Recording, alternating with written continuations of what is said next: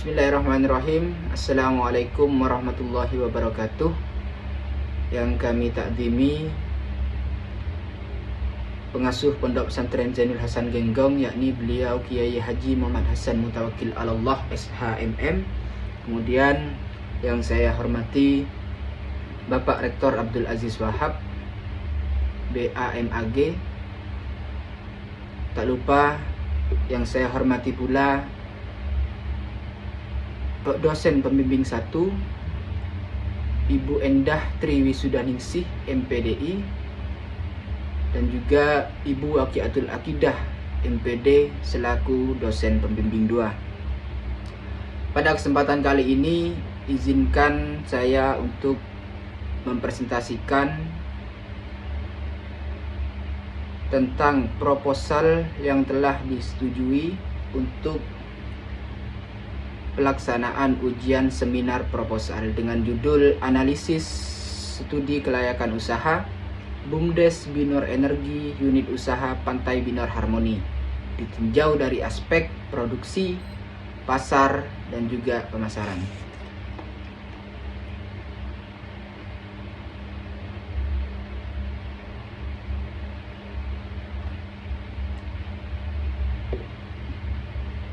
Bab pertama, yakni latar belakang dari penelitian ini, ialah disebabkan karena memang adanya kita memasuki era otonomi daerah, yang mana otonomi daerah sudah berlaku semenjak bertahun-tahun yang lalu. Nah, di era otonomi daerah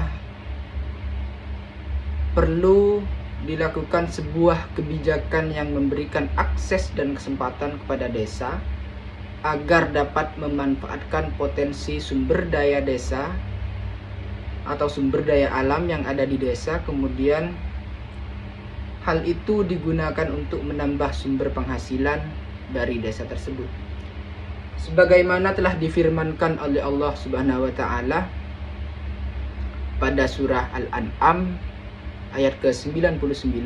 Bismillahirrahmanirrahim.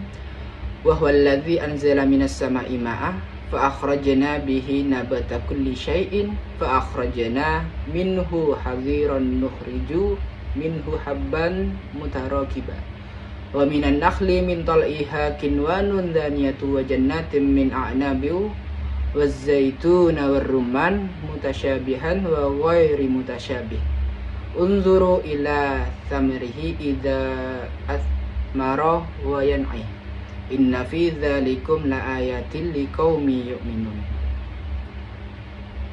Pada ayat tersebut dijelaskan bahwasanya memang Allah Subhanahu wa taala menciptakan langit dan bumi serta seisinya, kemudian manusia sebagai khalifahnya. Kolerasi dengan BUMDes adalah atau masyarakat desa. Manusia sebagai masyarakat desa tentunya perlu berperan penting dalam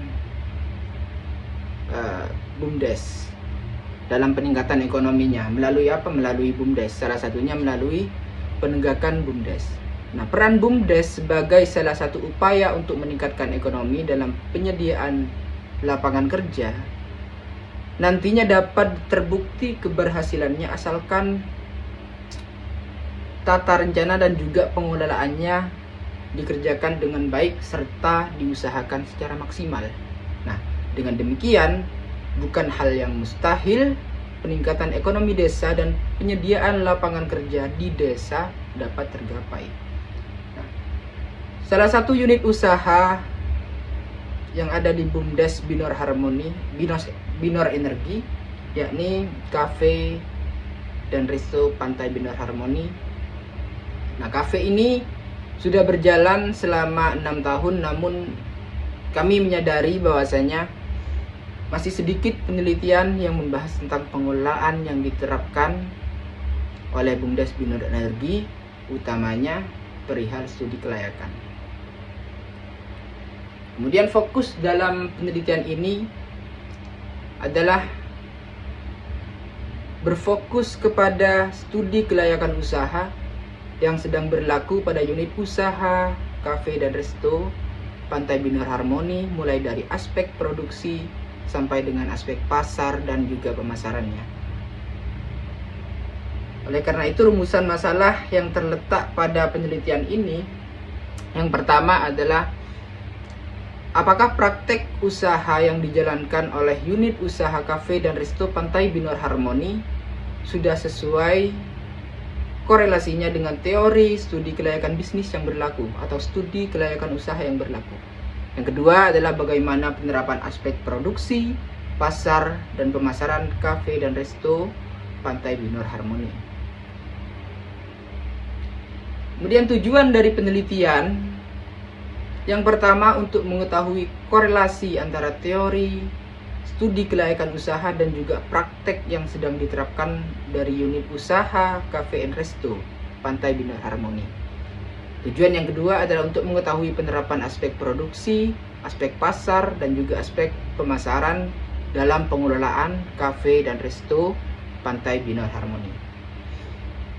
Manfaat penelitian diharapkan dapat menambah wawasan atau ilmu pengetahuan utamanya tentang studi kelayakan usaha, yang kemudian peneliti juga berharap, kami juga berharap sekiranya penelitian ini dapat memberikan sebuah edukasi mengenai pemanfaatan sumber daya alam dan sumber daya manusia dalam rangka pembentukan BUMDes yang produktif, inovatif, dan juga berkelanjutan.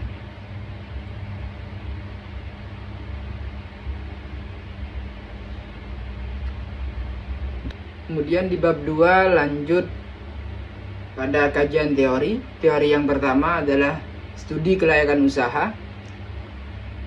Menurut Sumitra 2015, studi kelayakan usaha adalah suatu kegiatan yang mempelajari secara mendalam tentang suatu kegiatan bisnis yang akan dijalankan.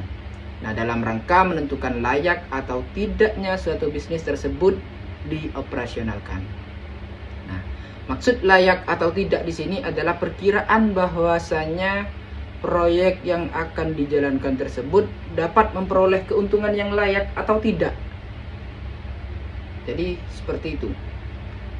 Jangka panjangnya bagaimana? Nah, untuk teori yang kedua adalah aspek produksi studi kelayakan usaha. Jumingan mengatakan bahwasanya sesuatu yang diteliti di dalam aspek produksi kelayakan usaha adalah mengenai penentuan tata layout gedung atau tata letaknya. Karena pembahasan ini kafe, misalnya kantor kafenya ada di sebelah sini, kemudian kafenya ada di sini, dan pengunjung dapat bersantai di sini. Seperti itulah kira-kira gambarannya. Kemudian dilanjut dengan aspek pasar studi kelayakan usaha. Nah, dalam aspek pasar studi kelayakan usaha, bahasan besar yang ada di dalamnya adalah tentang permintaan dan penawaran harga. Nah, permintaan dan penawaran ini dilakukan dengan metode proyeksi selama beberapa tahun ke depan. Tujuannya adalah untuk mengetahui seberapa besar tingkat penyerapan pasar yang akan diperoleh oleh suatu usaha tersebut. Kemudian teori yang ketiga adalah pemasaran. Aspek pemasaran dalam studi kelayakan usaha. Sunyoto tahun 2013 mendefinisikan bahwasanya pemasaran adalah pengaturan latihan bisnis yang dimaksudkan untuk merancang, kemudian memutuskan biaya dan memajukan produk yang sesuai dan dapat mengetahui keinginan pembeli serta mencapai target pasar dan juga mencapai tujuan usaha tentunya. Nah, kemudian untuk kajian teori yang terakhir adalah tentang badan usaha milik desa atau lebih dikenal dengan BUMDes. Dalam Undang-Undang Nomor 6 Tahun 2014, BUMDes didefinisikan Badan usaha milik desa adalah badan usaha yang seluruh atau sebagian modalnya dimiliki oleh desa melalui penyertaan secara langsung yang berasal dari kekayaan desa yang dipisahkan guna mengelola aset, jasa pelayanan, dan usaha lainnya untuk sebesar-besarnya kesejahteraan masyarakat desa. Kemudian ditemukanlah kerangka konseptual sebagaimana yang akan saya tampilkan di PowerPoint. Bab 3 yakni mengenai metode penelitian. Pendekatan dan jenis penelitian yang digunakan dalam penelitian ini adalah menggunakan pendekatan kualitatif, yaitu penelitian yang bersifat deskriptif dan cenderung menggunakan analisis.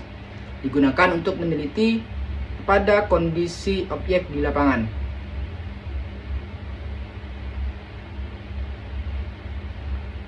Sementara itu, jenis penelitian yang digunakan adalah observasi alami, di mana observasi alami merupakan jenis penelitian kualitatif dengan melakukan pengamatan menyeluruh pada objek tertentu tanpa sedikit pun mengubahnya. Observasi alami ini bertujuan untuk mengamati dan memahami perilaku manusia dalam situasi yang berbeda. Kehadiran peneliti bertindak sebagai instrumen sekaligus pengumpul data. Nah, kehadiran peneliti mutlak diperlukan dalam penelitian ini karena di samping kehadiran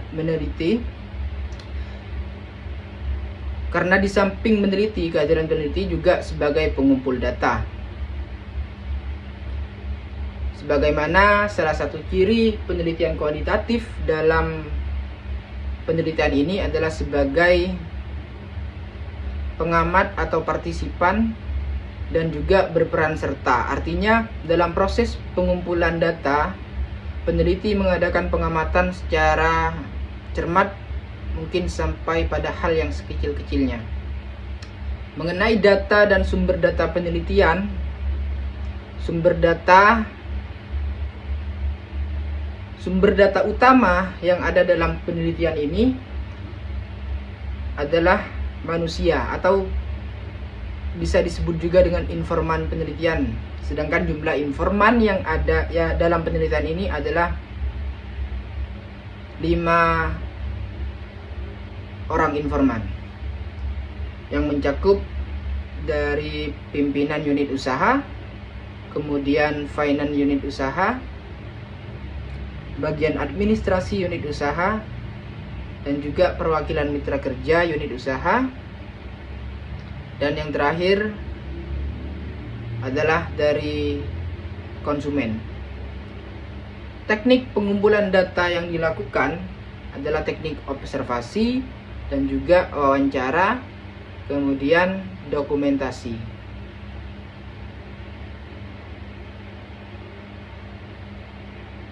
Selanjutnya mengenai teknik analisis data. Dalam konteks ini, peneliti berusaha menggali data-data dari lapangan yang selanjutnya peneliti akan paparkan data tersebut kemudian dianalisa dengan teknik induktif. Adapun analisa data yang dilakukan mengadopsi dan mengembangkan pola interaktif yang dikembangkan oleh Mills dan Huberman. Yaitu yang pertama adalah kondensasi data. Kondensasi data ini merujuk pada proses memilih, menyederhanakan, dan mengabstrakkan dan atau mentransformasikan data yang mendekati keseluruhan bagian dari catatan-catatan lapangan yang tertulis, transkrip wawancara, dokumen-dokumen, dan juga materi empiris lainnya. Kemudian mengenai penyajian datanya, di dalam penelitian ini data yang didapat berupa kalimat, kemudian kata-kata atau hasil wawancara yang berhubungan dengan fokus penelitian. Sebagian dari sajian data merupakan sekumpulan informasi yang tersusun secara sistematis untuk bisa ditarik kesimpulan. Nah, penarikan kesimpulan ini merupakan sesuatu kesimpulan terhadap hasil dari penafsiran dan evaluasi. Nah, kegiatan penarikan kesimpulan mencakup pencarian makna serta memberi penjelasan. Barangkali cukup sekian presentasi dari saya. Sedikit kutipan oleh Ditunggu. Beliau mengatakan bahwasanya sarjana ekonomi sejati bukan berpikir tentang bagaimana memperoleh pekerjaan, melainkan bagaimana menciptakan lapangan pekerjaan. Wassalamualaikum warahmatullahi wabarakatuh.